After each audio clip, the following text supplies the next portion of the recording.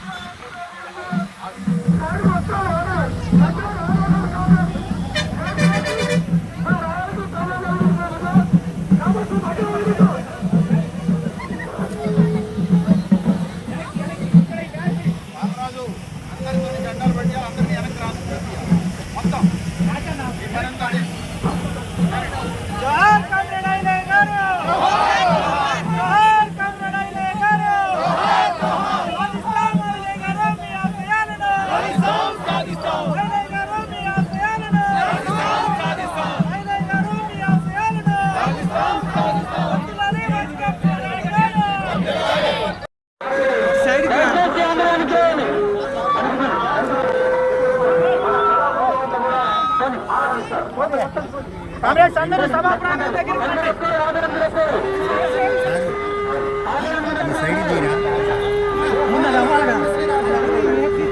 అయిపోయింది కాడ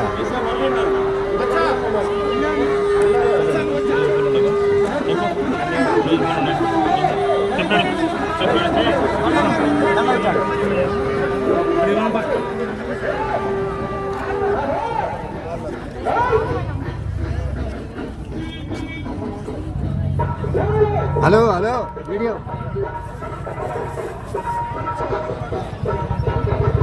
ఇయ్యమ్మా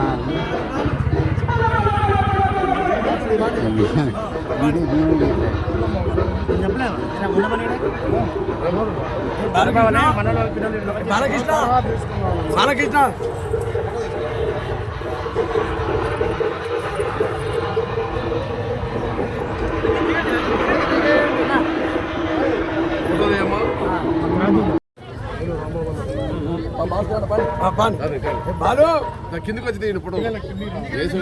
తమిళ మీడియం బాబురావు గారిని వేదిక మీద రావాల్సిందిగా కోరుతా ఉన్నాను.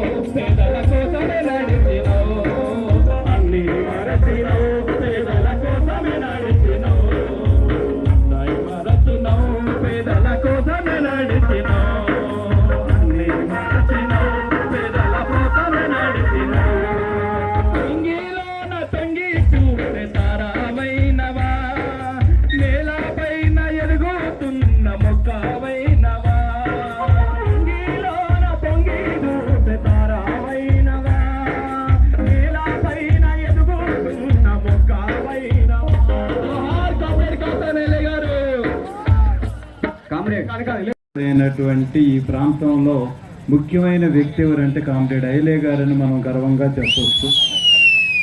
ఐలే గారు భౌతికంగా మన మధ్య లేకపోయినా ఐలే గారి ఆశయాలు మన మధ్య ఉన్నాయి. సుజాత నగర్లో కానీ లేదా కొత్తగూడెంలో కానీ జులూరుపాడులో కానీ, మనుగూరులో, పాలవంచలో, ఏనుకూరులో, ఇలా సందుగుండలో కామ్రేడ్ ఐలయ్య గారు పెద్ద పెద్ద ఉద్యమాలు, పెద్ద పోరాటాలు చేశారు. మనందరం కూడా వాటిని ముందుకు తీసుకెళ్ళని కోరుతున్నాను. రెండవది, ఐలయ్య గారు నిరంతరం పరితపించింది రైతుల గురించి, వ్యవసాయ కార్మికుల గురించి. ఇక్కడ చాలామంది అత్యధిక శాతం సిపిఎం వారు ఉన్నారు, సిపిఎం అభిమానులు ఉన్నారు, ఇతర పార్టీల వారు ఉన్నారు. కానీ వాళ్ళ బీజేపీ అధికారంలోకి వచ్చిన తర్వాత మనకందరికీ తెలుసు 3 వ్యవసాయ చట్టాలను తెచ్చారు. వాటికి వ్యతిరేకంగా పోరాటం చేసి రద్దు చేయించాం. ఇప్పుడు మార్కెట్ పేరుతో మరో చట్టం వచ్చింది. దాని సారాంశం ఏమిటనంటే మన వ్యవసాయాన్ని కార్పొరేటీకరణ చేసి కంపెనీల చేతుల్లో పెట్టబోతా ఉన్నారు. మనందరికీ ఒకటి అర్థం కావాలి, ప్రపంచంలో 3వ అతిపెద్ద వ్యవసాయ దేశం మనది. మొదట అమెరికా, రెండోది రష్యా, మూడోది భారతదేశం. అమెరికాలో కానీ రష్యాలో కానీ కొన్ని పంటలు పండవు, కానీ 365 రోజులు అన్ని దేశాలకు అవసరమైన పంటల పండగలిగే అతి కొన్ని దేశాల్లో మన దేశం ఒకటి.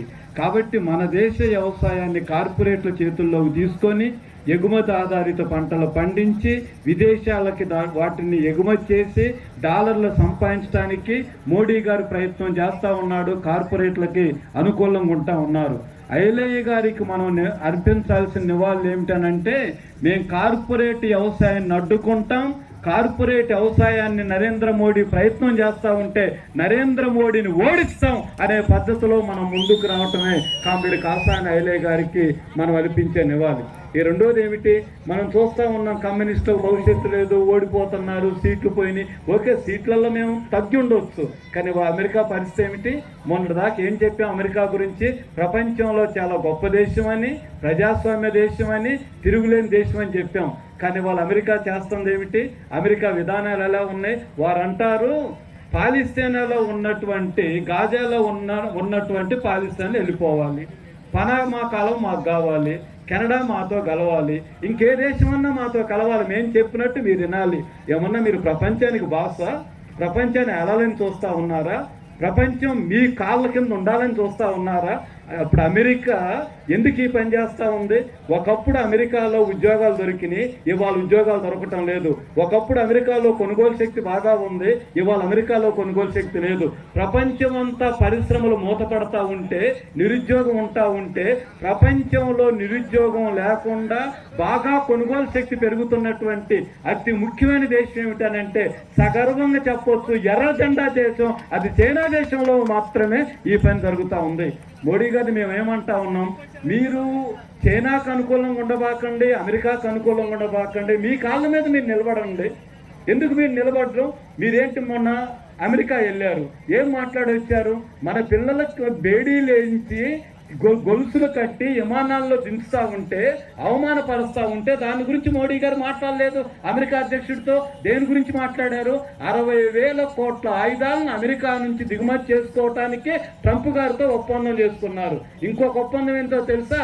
ఎలన్ మాస్క్తో ఒప్పందం చేసుకొని ఆయన తయారు చేసేటటువంటి బ్యాటరీ కార్లని బొంబాయిలో అనుమతించడానికి సంతకం పెట్టొచ్చాడు. నేను అడుగుతా ఉన్నాను, ఎలన్ మాస్క్ అమెరికాలో 30,000 మంది ఉద్యోగులను తొలగించాడు. ఏ నాయకత్వంలో ఉద్యోగంతో అందరికీ సోకాజ్ నోటీసులు ఇస్తా ఉన్నారు? అలాంటి ఎలన్ మాస్క్ భారతదేశానికి వచ్చి ఉద్యోగాలు కల్పిస్తాడా? ఎందుకు ఎలన్ మాస్క్ అని మీరు అనుమతించారంటే దీంట్లో ఏమీ లేదు, ఒక్కటే ఒక కారణం ఏమిటంటే, ఇక్కడికి ఎలన్ మాస్క్ భారతదేశానికి వస్తే అంబానీలకి, అదానీలకి, టాటాలకి, ఇతర కార్పొరేట్లకి అమెరికాలో, యూరోప్లో వ్యాపారాల్లో ఓటాలు లభిస్తాయి. అంటే వారి ఓటాలు పెరగటానికి, కార్పొరేట్ ఓటాలు పెరగటానికి ఎలన్ మాస్క్ ని ఇక్కడికి తెచ్చారు. మేమనేది ఏమిటనంటే, ఆయన తయారు చేసే కారు ₹1,00,00,000 అవుతా ఉంది. అదే కారును చైనా వాళ్ళు 20 లక్షలకు తయారు చేస్తా ఉన్నారు. 20 లక్షలు ఎందుకు తీసుకోకూడదు? కోడిది ఎందుకు తీసుకోవాలి? ఇంకెందుకు బేరం చేయకూడదు? 2 దేశాలు ఉన్నప్పుడు, ఆ 2 దేశాలు పోటీ పడుతున్నప్పుడు, ఆ 2 దేశాలను ఉపయోగపెట్టుకొని ఎవరి పక్షం కాకుండా స్వపక్షంగా ఉండి భారతదేశం బాగుపడాలని కోరుకోవాలి. ఇవాళ భారతదేశం బాగా అభివృద్ధి చెందాలి, బాగా స్వచ్ఛందంగా ఉండాలి, ఉన్నతంగా ఉండాలి, ప్రపంచంలో సగర్వంగా అన్ని దేశాల కంటే ముందుకు పోవాలని కోరుకునేది మేము చెప్పగలం. అది కమ్యూనిస్టు మాత్రమే కోరుకుంటా ఉన్నారు. భారతదేశం మమ్మల్ని మించి భారతదేశాన్ని ప్రేమించే వాళ్ళు ఎవరున్నారు? అభిమానించే వాళ్ళు ఎవరున్నారు? మేము రైతుల గురించి మాట్లాడుతున్నాం, కార్మికుల గురించి మాట్లాడుతున్నాం, వ్యాపారస్తుల గురించి మాట్లాడుతున్నాం, ఉద్యోగస్తుల గురించి మాట్లాడుతున్నాం, భారత రాజ్యాంగం గురించి మాట్లాడుతూ ఉన్నాం. మాట్లాడుతున్నాం, మహిళల గురించి మాట్లాడుతున్నాం, దేశం ఉన్నతంగా ఉండాలని మాట్లాడుతున్నాం. మోడీ గారి విధానాలు ఏమిటి? వారు చెప్తారు మేము దేవుడికి వ్యతిరేకంగా, చాలా మంది మా మీద ప్రచారం ఏమిటనంటే కమ్యూనిస్టులు అంటే మేము దేవుడికి వ్యతిరేకం కాదు, మేము దేనికి వ్యతిరేకం? దేవుడి పేరుతో జరుగుతున్న దుర్మార్గాలకు వ్యతిరేకం. మనకందరూ తెలుసు. మన దగ్గర మన పక్కన పాలవంచ నవభారతలో వెంకటేశ్వర స్వామి ఉన్నాడు. నవభారత్ దాటిన తర్వాత పెద్దమ్మ గుడి దగ్గర ముత్యాలమ్మ ఉంది.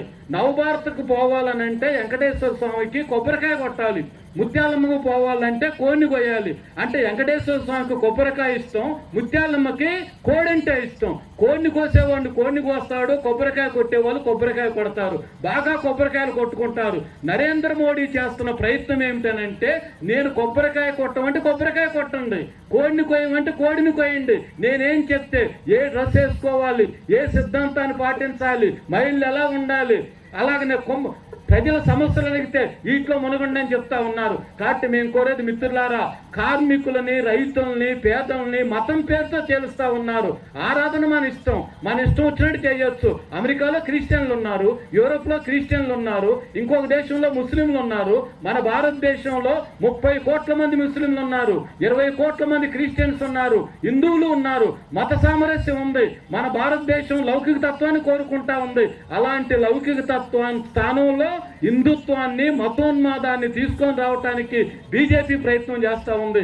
అందుకే ఈ వేదిక మీద చూశారు మీరు, ఒక్క బీజేపీని తప్ప అన్ని పార్టీలను పిలిచాం. ఎందుకనంటే బీజేపీకి వ్యతిరేకంగా, మతోన్మాదానికి వ్యతిరేకంగా, కార్పొరేటీకరణకు వ్యతిరేకంగా రాజ్యాంగాన్ని నిలబెట్టాలి, లౌకిక తత్వాన్ని కాపాడుకోవాలి, ప్రజాస్వామ్యాన్ని కాపాడుకోవాలి, అందరినీ కలపాలి. రేపు 2వ తారీఖు నుంచి 6వ తారీఖు దాకా సిపిఎం పార్టీ అఖిల భారత మహాసభలో తమిళనాడులో మదురైలో జరుగుతున్నాయి. ఆ మహాసభల్లో బీజేపీని ఎలా నివారించాలి? బీజేపీని నివారించడం అంటే మన పరిశ్రమలను కాపాడుకోవాలి, మన వ్యవసాయాన్ని కాపాడుకోవాలి. అసమానతలు ఒక్క ముక్కలో చెప్పాల్సి వస్తే ఇవాళ ప్రతి తల మీద మీరు అనుకుంటారు, అమ్మా మోడీ గారు ప్రధానమంత్రి అయిన తర్వాత మీకు అప్పు లేదనుకుంటారు. ఒక్కొక్క తల మీద 87,000 కోట్ల రూపాయలు అప్పు చేశాడు మోడీ గారు. మీ ఇంట్లో కనుక 5 ఉంటే 4 లక్షల కోట్ల అప్పు ఉంది. కాబట్టి వీటన్నింటికి వ్యతిరేకంగా మేము పోరాటం చేస్తా ఉన్నాం. ఐలయ్య గారు ఆశయాలను ముందుకు తీసుకెళ్లటం అని అంటే మనం తీసుకోవాల్సిన శపథం మతోన్మాదాన్ని, కార్పొరేట్లను ఓడిస్తాం ఖచ్చితంగా.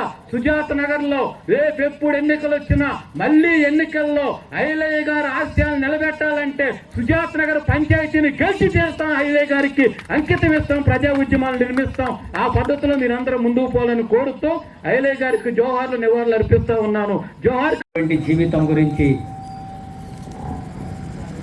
నాకంటే మీ అందరికీ బాగా తెలుసు. అయితే ఆయన కమ్యూనిస్టుగా ప్రజా సమస్యల పరిష్కారం కోసం నిరంతరం పోరాడినటువంటి యోధుడుగా, రాజీ లేనటువంటి పోరాటాలు నడిపినటువంటి నాయకుడుగా, అది ఇండ్ల స్థలాల పోరాటం కావచ్చు, రైతుల సమస్యల మీద పోరాటాలు కావచ్చు, పోడు భూమి సమస్యల మీద జరిగిన పోరాటాలు కావచ్చు, అట్లాగే సామాజిక న్యాయం కోసం జరిగినటువంటి పోరాటాలు, శ్రామిక వర్గాల మీద జరుగుతున్నటువంటి దోపిడీకి వ్యతిరేకంగా జరిగినటువంటి ప్రతి ఉద్యమంలో తన పాత్రను నిలబెడుతూ ప్రజల్ని సంఘటితం చేస్తూ అలాంటి పోరాటాలు నడిపినటువంటి నాయకుడు ఆయన.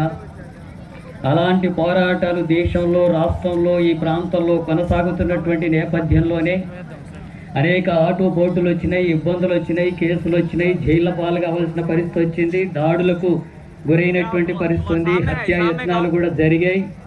అయినా సరే వాటికి నెరవకుండా గట్టిగా నిలబడి ఒక కమ్యూనిస్టుగా ఎలా ప్రజల తరఫున పోరాడాలో నిరూపించేటటువంటి పద్ధతిలో ఈ ఉద్యమాలని ముందుకు నడిపినటువంటి నాయకుడు ఆయన.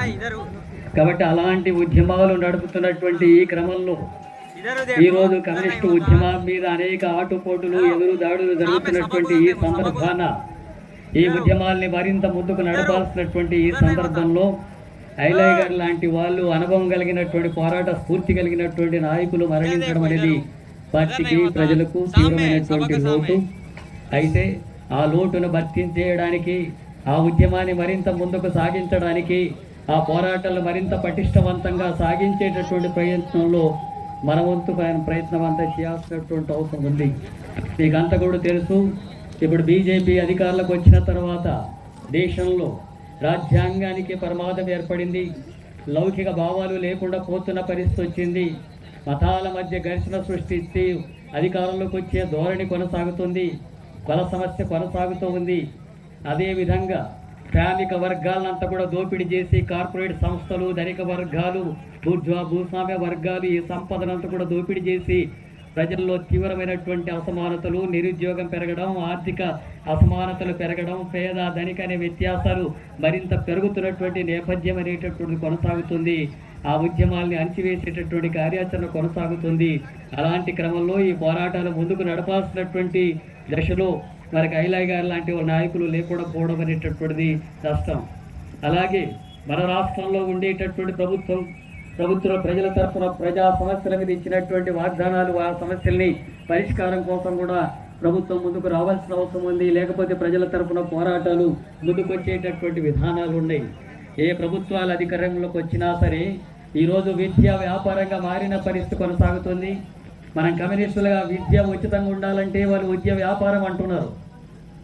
అలాగే వైద్యం వ్యాపారంగా ఉండకూడదు, పేదవాడి ప్రాణాలు కూడా కాపాడాలంటే వైద్యం వ్యాపారంగా మార్చే ధోరణి కొనసాగుతుంది. నిరుద్యోగ సమస్య పెరుగుతుందంటే ఉన్న ఉద్యోగాలు తొలగించే ప్రయత్నం జరుగుతుంది. రిజర్వేషన్లు కావాలా, సామాజిక న్యాయం కంటే రిజర్వేషన్లే తొలగించే విధానాలు అమల్లోకి వస్తున్నాయి. కుల వ్యవస్థ ఉండకూడదంటే కుల అసమానతలు పెంచే ధోరణి పెరుగుతుంది. మత సామరస్యం ఉండాలంటే మతోన్మాద రాజకీయాలు పెరుగుతున్నాయి. పేద ధనిక అనేటటువంటి వ్యత్యాసాలు నిర్మూలించాలా. ఈ సంపద అంతా కూడా కొద్ది మంది మాత్రమే దోచుకొని పేద ప్రజానికాన్ని అణిచివేస్తున్నారు, అనగానటువంటి తరగతులుగా మార్చుతున్నారు. ఈ అసమానతలు పోవాలంటే ఈ సంపద అంతా కూడా కొద్ది మంది కార్పొరేట్ శక్తులు, ధనిక వర్గాలు దోచుకుంటున్నటువంటి విధానాలు పెరుగుతున్నాయి. ఇలాంటి నేపథ్యంలోనే కమ్యూనిస్టులుగా ఈ పోరాటాలని ముందుకు తీసుకెళ్లాల్సినటువంటి అవసరం మరింత పెరిగింది. ఆయన చనిపోతాడని అనుకుంటున్న విషయమే, కానీ ఆ రోజు ఆ రూపంలో చనిపోతాడని ఎవరు భావించలేదు. ఆ కామ్రేడ్ యొక్క జీవితం గురించి ఇప్పటికే చాలా విషయాలు చెప్పారు. మంచి కమ్యూనిస్ట్ అంటే ఎలా ఉండాలి అని ఎవరన్నా ఒక ప్రశ్న వేస్తే చాలా పుస్తకాలు ఉన్నాయి. కమ్యూనిస్టులు అంటే ఎలా ఉండాలి, ఏ లక్షణాలు ఉండకూడదు, ఏ లక్షణాలు ఉండొచ్చు, ప్రజలతో ఎలా కలిసిమెలిసి ఉండాలి, ప్రజా స్వభావం ఎలా ఉండాలి, వ్యక్తిగత జీవితంలో ఎలా ఆదర్శంగా ఉండాలి, ఇలాంటి విషయాలు చెప్తూ చాలా పుస్తకాలు ఉన్నాయి. చైనా కమ్యూనిస్ట్ పార్టీ నాయకుల దగ్గర నుంచి భారతదేశంలో అనేక మంది కమ్యూనిస్ట్ యోధులు కూడా అట్లాంటి పుస్తకాలు రాశారు. కానీ నన్ను అడిగితే మంచి కమ్యూనిస్ట్ అంటే ఎలా ఉండాలంటే అన్ని పుస్తకాలు చదవక్కర్లేదు. మంచి కమ్యూనిస్ట్ అంటే ఎలా ఉండాలంటే ఒక మాటలో ఐలయ్య గారు లాగా ఉండాలి అని చెప్తే సరిపోతుంది. ఎక్కడా చిన్న వీసమెత్తు పొరపాటు లేకుండా తన జీవితాంతం, తన పుట్టిన దగ్గర నుంచి చనిపోయేదాకా, ఇంతకుముందు వరంగల్ జిల్లాలో పుట్టి పెరిగిన ప్రాంత విశేషాలు కూడా మనకు చెప్పారు అధ్యక్షులు. ఆ తర్వాత ఇక్కడ ఈ ఉద్యమంలో సుజాత నగర్ వచ్చిన తర్వాత కొత్తగూడెం జిల్లాలో ఈ జిల్లా పేద ప్రజలకు ఒక ఆపద్బాంధవులాగా, ఏ కష్టం వచ్చినా అర్ధరాత్రి అయినా అపరాత్రి అయినా సరే, ఏ కష్టం వచ్చినా పేదలకు కన్నీళ్ళు వచ్చినా ఐలయ్య అంటే నేను ఉన్నాను అని చెప్పి 24 గంటలు అందుబాటులో ఉన్నటువంటి గొప్ప నాయకుడు ఐలయ్య గారు. కమ్యూనిస్ట్ పార్టీల్లో చాలామంది నాయకులు ఉంటారు. నేను పదే పదే ఒక మాట చెప్తుంటాను నా అనుభవంలో. కమ్యూనిస్ట్ పార్టీకి నాయకుడు కావడం పెద్ద కష్టమేం కాదు. ఒక రాష్ట్ర కమిటీ సభ్యుడిగానో, కేంద్ర కమిటీ సభ్యుడిగానో, రాష్ట్ర కార్యదర్శిగానో ఇలా కమ్యూనిస్ట్ పార్టీలో పదవులు రావడం, కమ్యూనిస్ట్ పార్టీకి నాయకులు కావడం పెద్ద కష్టమేం కాదు. కాకపోతే ఆ మార్క్సిజం మీద, సిద్ధాంతాల మీద పట్టుండాలి. అట్లాగే ఆ సిద్ధాంతాలను చివరంట తీసుకుపోయే నమ్మకమైనటువంటి అంకిత భావం ఉండాలి. పార్టీ క్రమశిక్షణ ఉండాలి. ఈ కనీస లక్షణాలు ఉంటే కమ్యూనిస్ట్ పార్టీలో ఎవరైనా సరే కమిటీల్లోకి రావచ్చు, పెద్ద నాయకుడు కావచ్చు. కానీ కమ్యూనిస్ట్ పార్టీకి నాయకుడు కావడం వేరు, ప్రజలకు నాయకుడు కావడం వేరు. కమ్యూనిస్ట్ పార్టీ నాయకులందరూ ప్రజలకు నాయకులు అనుకుంటే పొరపాటు. అంటే నేను వాళ్ళని కించపరచడం లేదు. కమ్యూనిస్ట్ పార్టీ నాయకులు కమిటీల్లోకి వచ్చిన తర్వాత వీళ్ళు ప్రజానాయకులు కాదు అని నేను కించపరచడం లేదు. సిద్ధాంతాల మీద పట్టుండటం వేరు, నిర్మాణం మీద పట్టుండటం వేరు, నిర్మాణ దక్షత కూడా ఉండొచ్చు. అది కమ్యూనిస్ట్ పార్టీకి అలాంటి లక్షణాలు నాయకులు చాలా అవసరం. కానీ అట్లాంటి వాళ్ళందరినీ కూడా ప్రజలు విశ్వసిస్తారని చెప్పలేము. ప్రజానాయకుడు వేరు. ప్రజానాయకుడు అంటే ప్రజల మనసులోంచి అభిమానం తన్నుకొచ్చే వాళ్ళు ప్రజానాయకులు. అట్లా ప్రజానాయకుడు కావడం చాలా కష్టమైన విషయం. ప్రజల విశ్వాసం ఉండడం చాలా కష్టమైన విషయం. మా రాష్ట్రంలో ఉన్న అతి కొద్ది మంది ప్రజానాయకుల్లో, నేను చెప్పడానికి సాహసం చేస్తున్న అతి కొద్ది మంది ప్రజానాయకుల్లో కామ్రేడ్ కాసాని ఐలయ్య ఒకరు అని మనం అర్థం చేసుకోవచ్చు. ప్రజల విశ్వాసం అనేది ఆ రూపంలో రావటానికి అనేక ప్రత్యేక లక్షణాలు ఉండాలి. ఆ లక్షణాలన్నీ సంపూర్ణంగా పునికూర్చుకున్నవాడు కాసాని ఐలయ్య గారు. మిగతా ప్రాంతాల కంటే కూడా ఖమ్మం జిల్లాలో, కొత్తగూడెం జిల్లాలో ఈ ప్రజానాయకుల యొక్క సంఖ్య కాస్త ఎక్కువ. ఇంకా అనేక మంది యువ క్యాడర్లో ఉన్నారు. ఇప్పటికే రాష్ట్ర జిల్లా నాయకుల్లో కూడా అట్లాంటి ప్రజానాయకుల లక్షణం ఉన్న వాళ్ళు కూడా ఉన్నారు. ఐలయ్య గారి గురించి మనం చెప్పుకోవటం అంటే ఐలయ్య గారి గురించి కొంత నేర్చుకోవాలి. ఆయన చెప్పిన విషయం పాటించాలి. ఐలయ్య నీ ఆశయం సాధిస్తామని చెప్తున్నాం. సాధిస్తాము అంటే ఆయన బాటలో నడుస్తున్నామని చెప్తున్నాం. ఆయన బాటలో నడవటం అంటే నిరంతరం ప్రజల విశ్వాసం పొందడానికి మనం ఏం చేస్తున్నాం, ప్రజల్లో నిరంతరం వాళ్ళు అంటిపెట్టుకుని వాళ్ళ కష్ట సుఖాల్లో ఏం పాల్పంచుకుంటున్నాం అనేది గుర్తుంచుకోగలిగిన ప్రతి కమ్యూనిస్ట్ కార్యకర్త ఐలయ్య బాటలో నడిచినట్టే. ఆ రకంగా గుర్తుంచుకొని ప్రతి కార్యకర్త ఆ ప్రజల బాటలు, ప్రజా పందాలు నడవడానికి ప్రయత్నం చేయాలని ప్రత్యేకించి విజ్ఞప్తి చేస్తున్నాను. ఇక రెండో మాట, ఐలయ్య మరణం కొన్ని ప్రత్యేక పరిస్థితుల్లో జరిగింది. ఇవాళున్న రాజకీయ పరిస్థితులు కమ్యూనిస్టులకు చాలా కష్టకాలం. అది కమ్యూనిస్టులు అంటే అది సిపిఎం, సిపిఐ, ఎంఎల్, న్యూ డెమోక్రసీయా, ప్రజాపంద, ఇంకా రకరకాల పార్టీలు, లేదా దేశంలో ఇతర రాష్ట్రాల్లో ఉన్న గ్రూపులు, మొత్తం ప్రపంచంలోనే కమ్యూనిస్ట్ ఉద్యమానికి ఒక కష్టకాలం వచ్చింది. కమ్యూనిస్ట్ ఉద్యమం అనేది చాలా ఆదర్శంగా ముందుకు పోవాల్సినటువంటి గొప్ప సిద్ధాంతం. అది పేద ప్రజలందరికీ దోపిడీ, పీడన గురయ్యే ప్రతి ఒక్కళ్ళకి అండగా ఉండే గొప్ప కొండంత సిద్ధాంతం కమ్యూనిజం.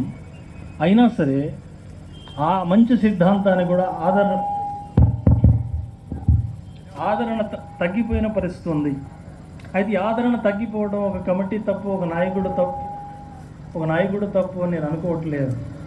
ప్రపంచ కమ్యూనిస్ట్ ఉద్యమ చరిత్ర చూస్తే ఇట్లాంటి ఆటుపోట్లు సహజం. పెట్టుబడిదారు విధానంలో పెట్టుబడి శక్తులు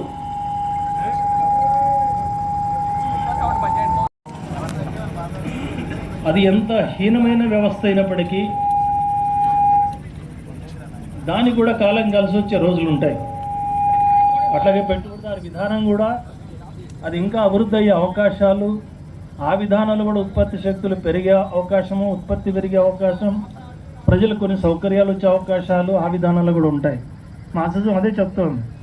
అట్లాంటి సమయంలో కమ్యూనిస్టులకు ఆదరణ తగ్గొచ్చు, తాత్కాలికంగా వెనకడుగు వేయచ్చు, తాత్కాలికంగా ప్రజల చూపు మన వైపు ఉండకపోవచ్చు. కానీ దాని అర్థం అంతిమంగా పెట్టుబడిదారు విధానం ఎప్పుడు గెలుస్తుందని కాదు. పెట్టుబడిదారు విధానం అంటేనే దాని వ్యవస్థలోనే అంతర్గత సంక్షోభం ఉంది, దాంట్లోనే దాని పతనం ఉంది. అదే మార్క్సిజం చెప్పేది. ఈ రోజున ప్రపంచంలో జరుగుతున్న పరిణామాలు చూసినా, భారతదేశంలో జరుగుతున్న పరిణామాలు చూసినా